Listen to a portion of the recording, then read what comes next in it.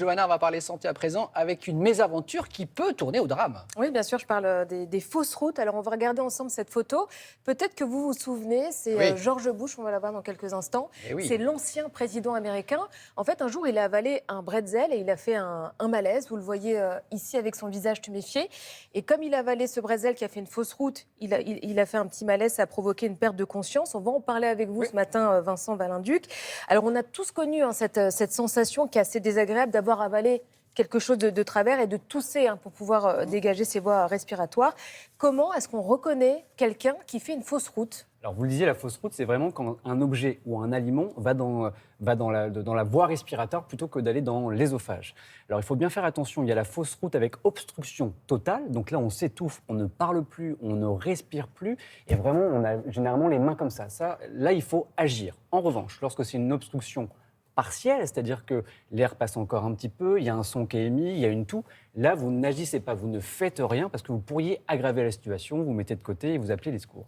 Donc voilà, le moment où il faut agir, c'est quand c'est une obstruction totale. Mais justement, alors quand c'est une obstruction totale, quels sont les premiers gestes à faire ? Parce que Démonstration, j'imagine, Damien. Vincent, Démonstration. qu'il faut aller vite. On Oui, veut une démonstration. Il faut agir Voilà. vite. Allons-y, Damien. Ah. Équipons-nous. Hop. Allez, montrez-nous.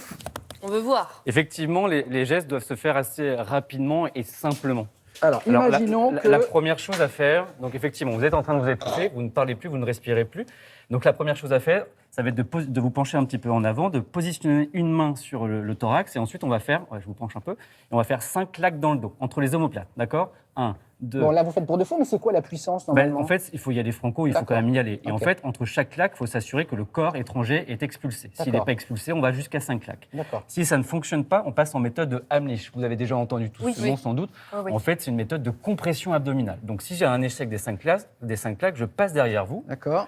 Je mets mon Donc moi, poing- je suis censé quoi ? Je suis censé être Bah comme là, ça, vous êtes quoi. toujours, de toute façon, Je suis à vous êtes toujours moitié dans essoufflé. les vapes, quoi, parce que j'arrive plus à respirer. Alors, vous êtes encore conscient, mais parfois même un peu agité. C'est vrai que la D'accord. manœuvre, il faut agir relativement assez vite. D'accord. Maintenant, on va mettre son premier poing au-dessus du nombril. Ensuite, saisir avec la deuxième main le premier point et puis faire un mouvement vers l'arrière et vers le haut. Le but, c'est d'appuyer sur les parties molles, donc sur le ventre. Donc, il faut être assez ferme. Les dans ces parties mouvements. molles, c'est musclé, Oh, je fais oui, du il y a un sport. petit peu d'abdos, mais j'ai rien dit.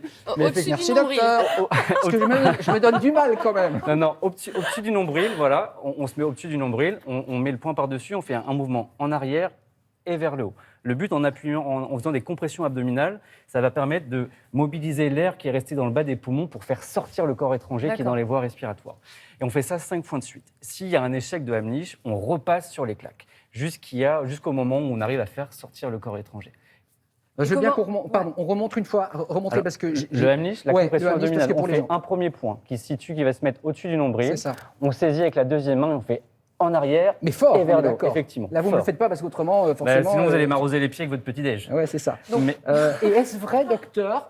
Moi, j'avais entendu dire qu'il vaut mieux faire quelque chose mal que pas du tout. On est Bah, d'accord ? Oui, il vaut mieux agir que mourir. Enfin, c'est-à-dire qu'à C'est un ça, moment parce donné, qu'il y a une mort, si vous ne faites rien, et si ces manœuvres ne fonctionnent pas, Ouais. et qu'il y a donc une perte de connaissance, du coup, on passe en massage cardiaque. Et dans tous les cas aussi, il faut appeler le 15. Donc, c'est toujours bien quand Il vous faut êtes pas accompagné hésiter. de faire Faut appeler appeler les le secours. 15.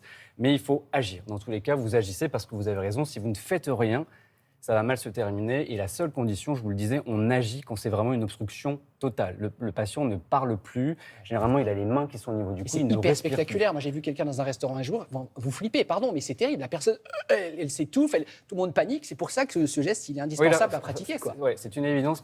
On peut sauver des vies avec des choses qu'on apprend assez facilement et qu'on peut mettre facilement en place. Donc, il ne faut vraiment pas hésiter à vraiment agir. Agir. Voilà. Donc là, on a vu chez ce grand jeune homme qui est Damien. Et qu'est-ce qu'on fait Musclé. Grand jeune homme très musclé, Très qui musclé. est Damien Thévenot. Et comment est-ce qu'on fait chez les tout petits ? Alors, chez les plus petits, c'est une méthode différente, surtout en fonction de l'âge. On appelle ce qu'on appelle la méthode de Moffenson. Je crois qu'on a des images. Voilà, super. En fait, vous allez positionner le bébé sur l'avant-bras. Ce qui est idéal, c'est mieux si quand vous êtes assis, d'accord ? C'est mieux comme ça, vous positionnez le bébé sur l'avant-bras et sur votre jambe.